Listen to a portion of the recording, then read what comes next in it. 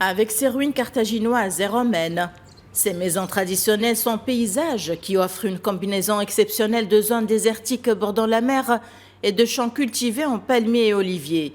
L'île de Djerba, qui s'étend sur 514 km² dans le sud tunisien, a été officiellement inscrite sur la liste du patrimoine mondial de l'UNESCO.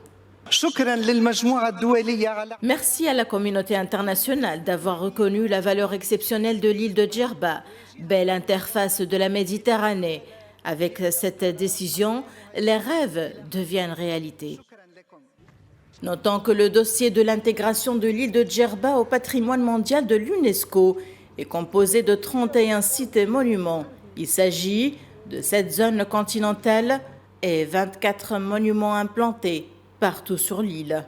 Tous les peuples de la Méditerranée ont vécu à travers l'histoire sur cette île, que ce soit à des fins commerciales ou autres. Espagnols, Italiens, Turcs, Grecs, Maltais, Phéniciens, Marocains, Libyens et Algériens.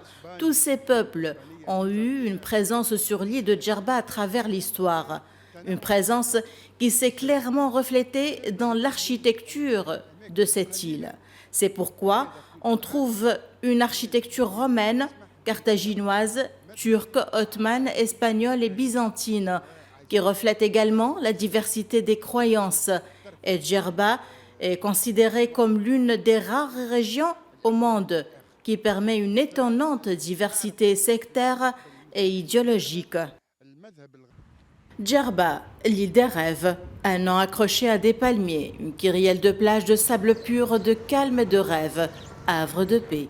Une île paradisiaque qui a tant inspiré des poètes, des artistes et des musiciens, et est réputée également pour sa mixité religieuse, compte des églises, des synagogues dans la Riba, la plus ancienne d'Afrique, et des mosquées fortifiées, ibadites, dont certaines souterraines.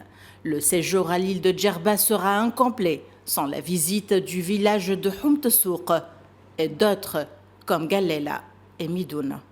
L'inscription de Djerba sur la liste du patrimoine mondial de l'UNESCO apportera sans doute une notoriété et une valeur ajoutée à l'île. Un atout important qui aura un impact positif aussi bien sur le tourisme tunisien que sur la population locale.